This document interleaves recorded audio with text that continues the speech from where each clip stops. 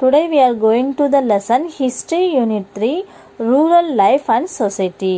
அதாவது கிராமப்புற வாழ்க்கையும் சமுதாயம் தான் என்னென்னா லேர்னிங் பண்ண போகிறோம்.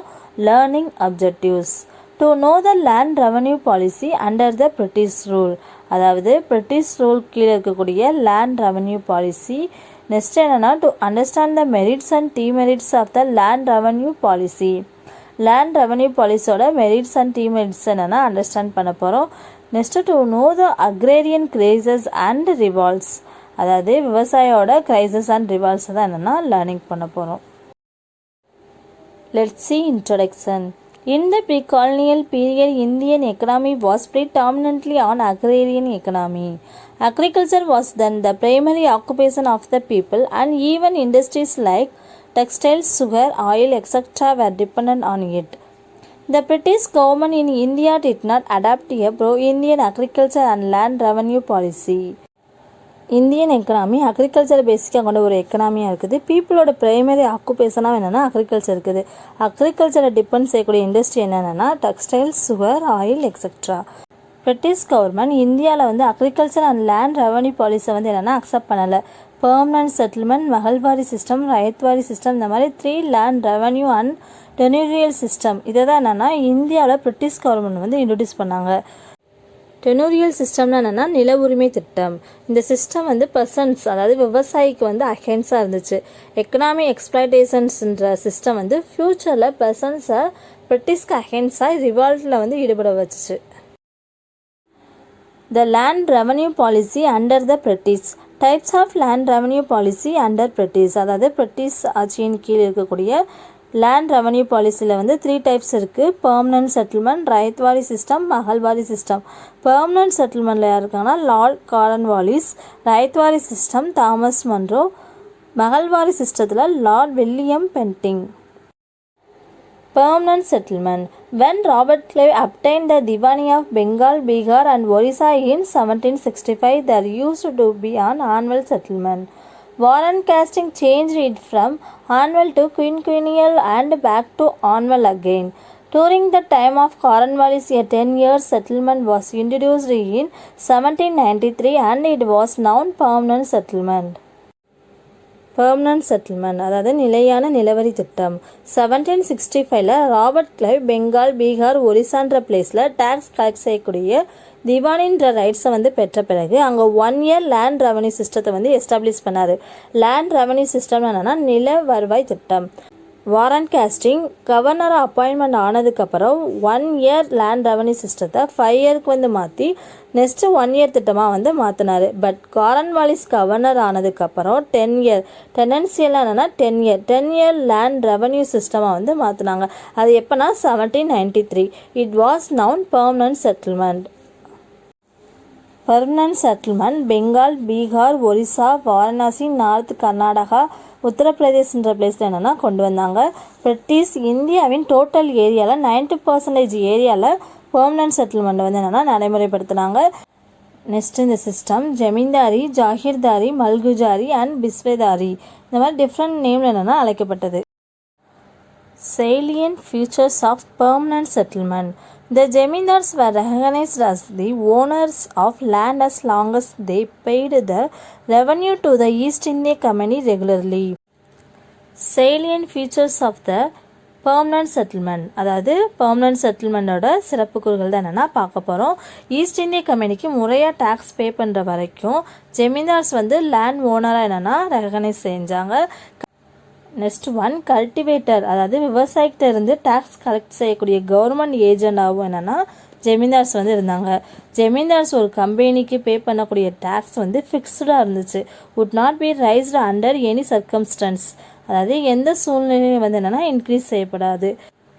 நெக்ஸ்ட்டு கல்டிவேட்டர்லேருந்து கலெக்ட் செய்யக்கூடிய டேக்ஸ் 11ல் 10 பங்கு என்னென்னா ஜெமீன்தார்ஸ் பிரிட்டிஷ்க்கு பே பண்ணாங்க. Zamindars would grant patta to rights. அதாவது ரைட்ஸ் என்னென்னா விவசாயிக்கு என்னென்னா ஜெமீன்தார்ஸ் பட்டாலாம் ப்ரொவைட் பண்ணாங்க. இதனால் ரைட்ஸ் உளும் பீரியட் வரைக்கும் டென்டன்ஸாக தான் இருந்தாங்க. டென்டன்ஸ்னால் என்னென்னா குத்தகைக்காரராக தான் இருந்தாங்க. நெக்ஸ்ட் ஒன் என்னென்னா ஆல் ஜுடிஷியல் பவரும் ஜெமீன்தார்ட்ட இருந்து ரிட்டர்ன் பெறப்பட்டது. Merits. Under this system, many of the waste lands and forests become cultivable lands. அதாவது வேஸ்ட் லேண்ட் அண்ட் ஃபாரஸ்ட் வந்து கல்டிவேட்டட் லேண்டாக வந்து மாற்றப்பட்டது. நெக்ஸ்ட் ஒன் என்னென்னா இந்த zamindars become the owner of the land. Zamindars தான் என்னென்னா லேண்ட் ஓனராக இருந்தாங்க. இந்த zamindars were made free from the responsibility of providing justice. அதாவது ஜஸ்டிஸ் வழங்கக்கூடிய ரெஸ்பான்சிபிலிட்டியிலிருந்து ஜெமீன்தார்ஸ் வந்து என்னென்னா ஃப்ரீ ஆகிட்டாங்க.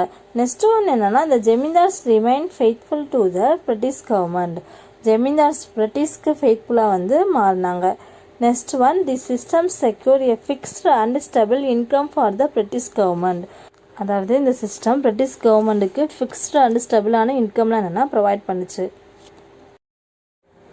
Demerits. The British government had no direct contact with the cultivators.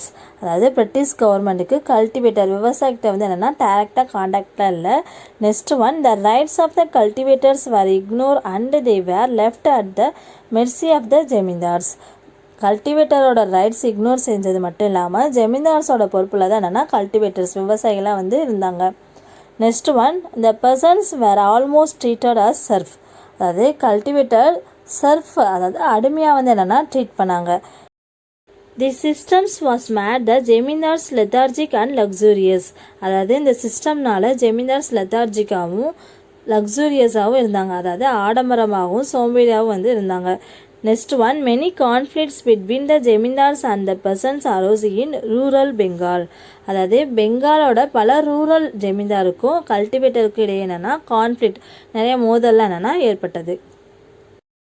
Raithwari system. Raithwari system was introduced by Thomas Munro and Captain Reed in 1820. Major areas of introductions of Raithwari system include Madras, Bombay, parts of Assam and Coorg, provinces of British India. Raithwari system was introduced by Thomas Munro and Captain Reed என்றவனால தான் என்னென்னா introduce செய்யப்பட்டது. இது எப்போ introduce செஞ்சாங்கன்னா 1820. இந்த system Madras, Bombay, Assam, Coorg போன்ற இந்திய ப்ரொவின்ஸில் வந்து என்னென்னா கொண்டு வரப்பட்டது. இந்த சிஸ்டம்னால லேண்டோட ரைட்ஸில் என்னென்னா பெர்சன்ஸ்கிட்ட வந்து ஒப்படைச்சாங்க. இதனால் பெர்சன்ஸ் லேண்ட் ஓனர் ஆகி டேரெக்டாக பெர்சன்ஸ்கிட்ட இருந்து பிரிட்டிஷ் கவர்மெண்ட் வந்து டேக்ஸை வந்து கலெக்ட் பண்ணாங்க. ஸ்டார்டிங்கில் கல்டிவேட்டர்ஸ் ப்ரொடியூஸ் செய்யக்கூடியதில் வந்து ஹாஃபாக வந்து என்னென்னா டேக்ஸை வந்து ஃபிக்ஸ்டு பண்ணாங்க. நெக்ஸ்ட்டு தாமஸ் முன்ரோவால் தான் என்னென்னா ப்ரொடியூஸில் 3/1 பங்கு வந்து என்னென்னா ரெடியூஸ் செஞ்சாங்க. இந்த சிஸ்டமில் வந்து லேண்ட் ரெவன்யூ வந்து சாயில் அண்ட் கிராப்போட நேச்சராக இருந்துச்சு. 20 or 3 இயர்ஸ்க்கு 1 டைம் வந்து என்னென்னா லேண்டோட ரெண்டு வந்து மாற்றிக்கிட்டே இருந்தாங்க. கவர்மெண்ட் கல்டிவேட்டர்கிட்ட இருந்து லேண்ட் ரெவன்யூ டேக்ஸை வந்து கலெக்ட் செய்யாமல் ரெண்டாவது என்னென்னா வாங்கினாங்க. இந்த சிஸ்டம்னால கல்டிவேட்டர்ஸோட நிலைமை வந்து என்னென்னா செக்யூராக இருந்துச்சு. salient features of the Raithwari system. Raithwari சிஸ்டத்தோட சிறப்பு கூறுகள் தான் பார்க்க போகிறோம். Revenue settlement was done directly with the ryots. அதாவது வருவாய் ஒப்பந்தம் வந்து என்னென்னா விவசாயிகிட்ட வந்து டைரக்டாக வந்து செஞ்சாங்க. Next one measurement of field and an estimate of produce was calculator. அதாவது நில அளவு உற்பத்தியை வந்து என்னென்னா எஸ்டிமேட் பண்ணாங்க. Next one government fixed the demand at 45 to 55% of the produce. அதாவது கவர்மெண்ட் ப்ரொடியூஸில் 45லேருந்து 50% வரைக்கும் டேக்ஸாக வந்து என்னென்னா ஃபிக்ஸ்டு செஞ்சாங்க. Effects of the ryotwari settlement. In most areas the land revenue fixed was excessive. The rights were hardly left with bare maintenance even in the best of seasons. Under the system, the government exploited the farmers' insult of zamindars. First one most ஏரியாவில் லேண்டோட tax வந்து எக்ஸசிவாக வந்து என்னென்னா collect பண்ணாங்க. Best season பீரியடில் கூட என்னென்னா rights விவசாயிகள் வந்து லேண்ட் டேக்ஸை வந்து பே பண்ணக்கு வந்து என்னென்னா சிரமப்பட்டாங்க. கவர்மெண்ட் ஜெமீன்தாருக்கு பதிலாக வந்து என்னென்னா விவசாயிகளை வந்து எக்ஸ்ப்ளாய்டட் பண்ணாங்க. Mahalwari system.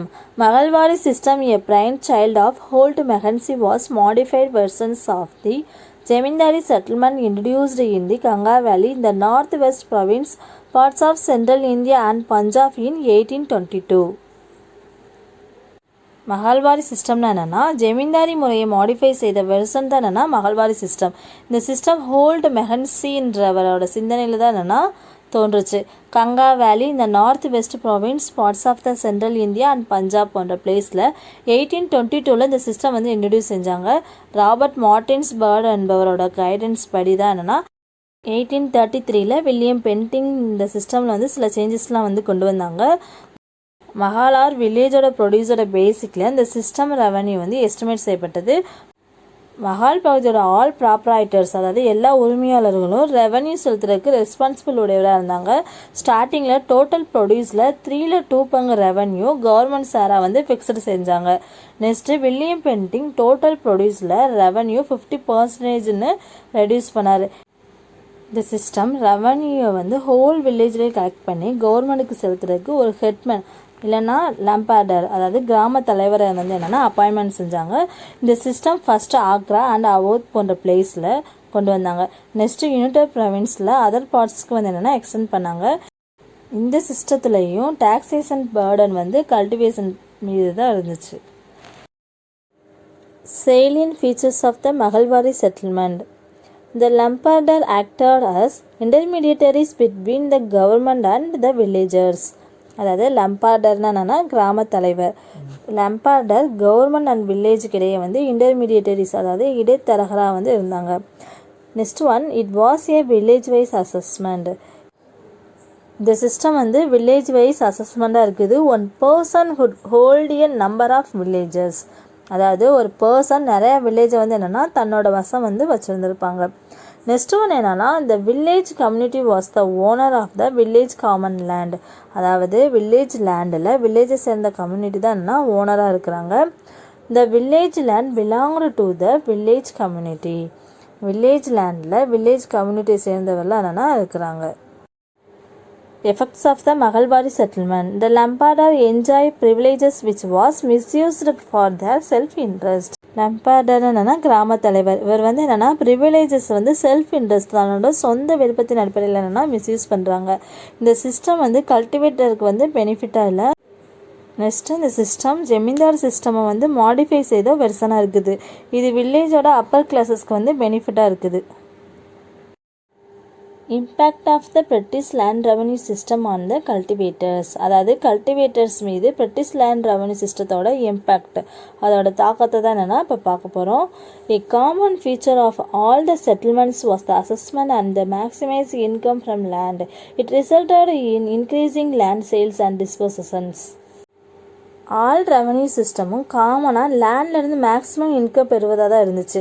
இதனால் லேண்ட் சேல்ஸில் என்னென்னா இன்க்ரீஸ் ஆகிட்டே இருந்துச்சு. இன்னும் என்னென்னா டிஸ்பொசஷன்ஸ், அதாவது நிலத்தை பறிக்கிறது, இந்த மாதிரி இருக்கிறதுனால விவசாயியோட தொழில் என்னென்னா அழிவுக்கு வந்து காரணமாக இருந்துச்சு. பர்சன்ஸ், அதாவது விவசாயிகள் வந்து ஓவர் டாக்ஸேஷனால் பேர்டன் ஆனாங்க. Tax burden, famines, people suffer in poverty, burden with டெப்ட், அதாவது கடன் சுமையினால் பீப்புளெலாம் வந்து என்னென்னா சஃபர் ஆனாங்க. இதனால் பர்சன்ஸ் வந்து லேண்டை வந்து விலைக்கெலாம் வந்து வாங்குவாங்களே அவங்கக்கிட்டையும் மணி லெண்டர்ஸை வந்து என்னென்னா தேடி போனாங்க. மணி லெண்டர்ஸ்னால் என்ன, வட்டிக்கெலாம் வந்து கடன் கொடுப்பாங்களா, அவங்கள வந்து பர்சன்ஸ் வந்து தேடி போனாங்க. பர்சன்ஸ்கிட்ட இருந்து லேண்டை விலைக்கு வாங்கி அவங்க எல்லோரும் என்னென்னா ரிச்சும் ஆகிட்டாங்க. ஜமீன்தார்ஸ், மணி லெண்டர்ஸ், லாயர்ஸ் இவங்களாம் வந்து என்னென்னா புவர் பர்சனை வந்து எக்ஸ்ப்ளாய்டேஷன்ஸ், அதாவது சுரண்டவும் செஞ்சாங்க. இந்தியன் வில்லேஜுக்கான ஸ்டெபிலிட்டி அண்ட் கண்டினியூட்டியோட நிலையில் என்னென்னா சேக்காயிருச்சு. பிரிட்டிஷ் இம்போர்ட் குட்ஸ்னால இந்திய காட்டேஜ் இண்டஸ்ட்ரி வந்து டிஸப்பியர் ஆயிடுச்சு. இதனால் பர்சன்ஸ் வந்து இன்கமே இல்லாமல் இருந்தாங்க. ஓல்டு பாடி ஆஃப் கஸ்டம், அதாவது பழமையான பழக்க வழக்கங்களாக சேஞ்ச் ஆகி new law, court fees, lawyers, formal procedure இதெல்லாம் வந்து என்னென்னா வந்துருச்சு. லேண்டோட ரைட்ஃபுல் ஓனர்ஸ் என்னென்னா ப்ரொடியூஸோட பங்குதாரர்களாக இருந்த பர்சன்ஸோட உழைப்போட ஸ்ட்ரென்த்து பிரிட்டிஷோட பாலிசினால் ஒரு பர்டிகுலர் ப்ரிவிலேஜை பெற்ற சொசைட்டிக்கு மட்டுமே அது அட்வான்டேஜஸாக இருந்துச்சு. Persons revolts. The British rule in India brought about many changes in the agrarian system in the country. The old agrarian system collapsed and under the new system, the ownership of land was conferred on the zamindars. Persons revolt, அதாவது விவசாயிகளோட புரட்சி. இந்தியாவில் பிரிட்டிஷோட rule agrarian சிஸ்டத்தில் வந்து நிறைய சேஞ்சஸ்லாம் வந்து என்னென்னா கொண்டு வந்துச்சு. நியூ அக்ரேரியன் சிஸ்டம்னால ஓல்டு அக்ரேரியன் சிஸ்டம் வந்து கொலாப்ஸ் ஆயிடுச்சு. ஜமீன்தார்ஸ் வந்து லேண்ட் ஓனராக வந்து மாறினாங்க.